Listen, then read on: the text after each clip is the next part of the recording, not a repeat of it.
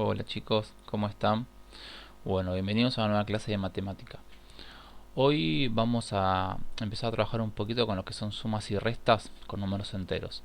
Algo estuvimos trabajando la clase pasada con números enteros, sí, lo que era el siguiente, el anterior y el módulo. Así que bueno, ahora vamos a empezar a trabajar un poquito de forma muy cortita, que son las sumas y restas, cómo efectuarlas ahora en este nuevo campo numérico, ¿sí? Bueno, primero, antes que nada, vamos a ver un poquito cómo es el orden en la recta numérica de los números enteros, ¿sí? Como podemos ver acá en la recta numérica, ¿sí? Tenemos el 0 y a la derecha tenemos todos los positivos que ya los conocíamos estos, ¿no? El 1, el 2, el 3, el 4, el 5, el 6, así hasta el infinito positivo. Y ahora lo que se va a agregar es esta parte, ¿no? Que era menos 1, menos 2, menos 3, menos 4, menos 5, menos 6, así hasta el infinito negativo. Entonces, la idea es identificar cuáles son los números más grandes que otros. Si yo veo acá en la parte del 0 a la derecha, tenemos todos los números positivos, ¿sí? Entonces, acá es fácil identificar quién es más grande que otro, porque esto ya lo venimos trabajando desde varios años anteriores. Ahora, el tema es trabajar con estos números. ¿Quién es más grande que quién en la parte negativa? ¿Sí? Entonces, para eso, acá pusimos una pequeña explicación que ahora lo vamos a ver mejor con los ejemplos, ¿sí? Dice, como vemos en la recta, si nos enfocamos en todos los números que están a la derecha del 0, sería la parte positiva, podemos observar que a medida que me voy alejando, cada número es más grande que el anterior, ¿sí? Por ejemplo, vemos que el 2 va a ser más grande que el 1, el 3 es más grande que el 2, el 4 es más grande que el 3 y así sucesivamente, ¿sí? O sea, a medida que me voy alejando, obtengo números más grandes que los anteriores. Ahora, en la parte negativa no va a pasar lo mismo, ¿sí? Acá fíjense lo que dice. Pero si analizamos la parte negativa, a medida que yo me alejo del cero, los números empiezan a ser cada vez más chiquitos, ¿sí? ¿Por qué van a ser más chiquitos? Porque fíjense que ahora tenemos menos 1, menos 2, menos 3, menos 4, menos 5, menos 6, menos 7, menos 8, menos 9, ¿sí? O sea, yo cuando tengo un número más alejado del cero, cada vez es más chiquito ese número, ¿sí? Entonces, acá el ejemplo que da dice, por ejemplo, yo sé que el menos 1 va a ser más chiquito que el 0, ¿sí? Porque me voy alejando. Pero, por ejemplo, el menos 2 va a ser más chiquito que el menos 1 y que el 0. El menos 3 es más chiquito que el menos 2, que menos 1 y que 0, ¿sí? Menos 4 va a ser más chiquito que los que están acá. Menos 5 es más chiquito que todo esto, ¿sí? O sea que a medida que yo me voy alejando del 0, obtengo números más chiquitos, ¿sí?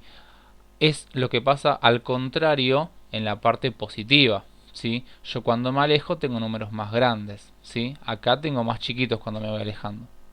¿Se entiende eso? Entonces, a medida que yo me alejo del cero, ese número va a ser más chiquito que uno que esté más cerca del cero. Bien, entonces, generalizando esas dos cosas, podemos decir lo siguiente, ¿sí? Que en la recta numérica de los números enteros se cumple que cualquier número que yo pueda agarrar, que agarre cualquiera, el número que está a su derecha va a ser más grande que él, pero el que está a la izquierda va a ser más chiquito, ¿sí? O sea, yo agarro un número y me fijo quién está a la derecha de ese número y quién está a la izquierda. Y entonces el que está a la derecha va a ser más grande que el que yo agarre, pero el que está a la izquierda va a ser más chiquito, ¿sí? O sea, el que está delante de ese número va a ser más grande que el que yo agarre, pero el que está atrás va a ser siempre más chiquito, ¿sí? Por ejemplo, tenemos, agarramos el menos 4, ¿sí? Vamos acá arriba a la tabla, a la recta digo, y tenemos el menos 4. Entonces dice, si miramos a la derecha, ¿quién tenemos a la derecha del menos 4? El menos 3, ¿sí? El menos 3 va a ser más grande, ¿sí? Que el menos 4. ¿Por qué? Porque el menos 3 está más cerca del 0. Y a la izquierda del menos 4, ¿quién está? El menos 5. Y este va a ser más chiquito, ¿sí?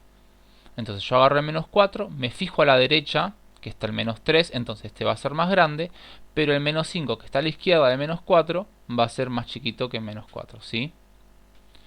Lo mismo va a pasar en la parte positiva. Si yo, por ejemplo, agarro el 6, como dice acá este ejemplo, yo sé que a la derecha del 6 tenemos el 7, o sea, el que le sigue es el 7. Y el 7 es más grande que el 6. Pero a la izquierda del 6, ¿quién está?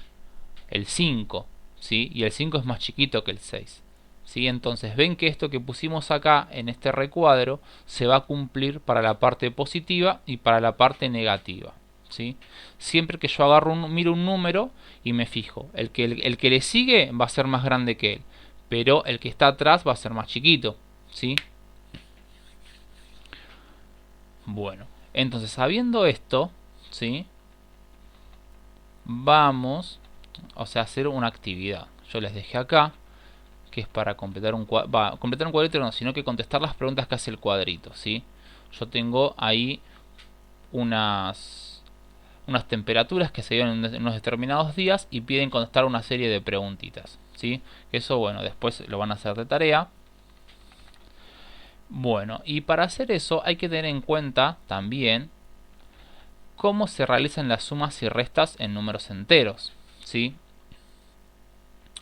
¿Por qué? Porque yo, por ejemplo, vamos acá, al primer ejemplo que tenemos, ¿sí? Si yo tengo que hacer 600 más menos 100, por ejemplo, ¿sí? Porque acuérdense que los números enteros son números positivos y negativos, ¿sí? El 600 sería un número positivo y el menos 100 sería negativo. Yo estos dos los quiero sumar, ¿sí? Por ejemplo, ¿cómo hago para hacer esa suma? Entonces, lo que hago es, siempre al número negativo, primero tengo que poner entre paréntesis para no confundirme con los signos, ¿sí? Acá está la aclaración que les hago. Entonces, ustedes plantean esta suma, ¿sí? En el siguiente paso, ¿qué van a hacer? Le sacan el paréntesis. Y si yo le saco el paréntesis, ¿qué está pasando? Se me junta el signo más con el signo menos, ¿no? Se juntan los dos signos. Bueno, y acá es donde hay un recuadro que hay que prestar atención. ¿Qué dice esto?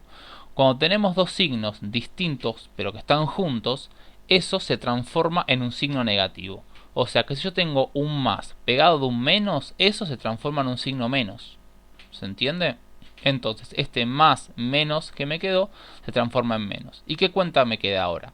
600 menos 100. Y eso nos da 500. ¿Sí? Vemos otro ejemplo. ¿Sí? Vemos otro ejemplo donde pasa lo mismo. Si ahora yo tengo una resta acá, 200 menos 500. ¿Y el 500 qué es? Es un número positivo, ¿sí?